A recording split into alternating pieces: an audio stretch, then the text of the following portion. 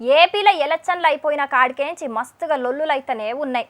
ఇక గా లొల్లుల ముచ్చట అటెన్కాలం మాట్లాడుకుందాం కానీ ఎలక్షన్లు అయిపోయిన కాడికేంచి బాబు సారు పవన్ సారు కానత్తలేరు. మరి ఎటు పోయిర్రు, ఏమైర్రు, ఏ దేశానికి పోయిర్రు అని ఇప్పుడు మస్తుగా ప్రశ్నల వర్షం కురిపిస్తున్నారు పంకపాటోళ్ళు.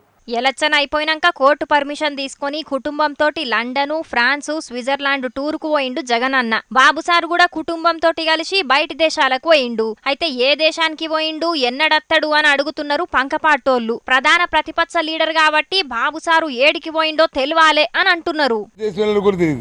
అమెరికా వాళ్ళు వచ్చి ఆ తానాకు సంబంధించిన ఇంతకుముందు తెలుగుదేశంతో సంబంధాలు నాయకులు వచ్చి వాళ్ళు వచ్చి మా అమెరికా రాలేదని అంటారు, వీళ్ళు వచ్చి లండన్ రాలేదంటారు. మరి ఎక్కడికి వెళ్ళాడు ఇప్పుడు వచ్చి ఆ చుక్కి లేదు. ఓడిపోతాననే భయంతో ముందుగానే కుటుంబంతో కలిసి బిస్తర్ గట్టిండు బాబుసారు అని పంకపాటోళ్ళు కారడ్డలాడుతుంటే మా సార్ ఏడికి పోయినా ఎవలకు చెప్పిపోవాల్సిన పని లేదు, కోర్టు తన పర్మిషన్ తీసుకునే పని అసలే లేదు అని పంకపాటోళ్లకు కౌంటర్లేస్తున్నారు సైకిల్ పార్టీ లీడర్లు. చంద్రబాబు నాయుడు గారు అమెరికా వెళ్ళాడా, ఇటలీ వెళ్ళాడా, యూరప్ కంట్రీస్కి వెళ్ళాడా, మీకు అవసరమా? ఎన్హెచ్ సెక్యూరిటీలో ఉండే వ్యక్తి, ఆయనకి సెక్యూరిటీ రీజన్స్ కారణంగా అన్ని విషయాలు కూడా బయటికి చెప్పరు. మీకు చెప్పాలా? ఆయన కోర్టు పర్మిషన్ తీసుకోవాలని ఎక్కడ కూడా ఆయన బెయిల్ మీద బెయిల్ ఆర్డర్లో ఎక్కడ కూడా బయటికి వెళ్ళాలంటే కోర్టు పర్మిషన్ తీసుకోవాలని కూడా లేదు.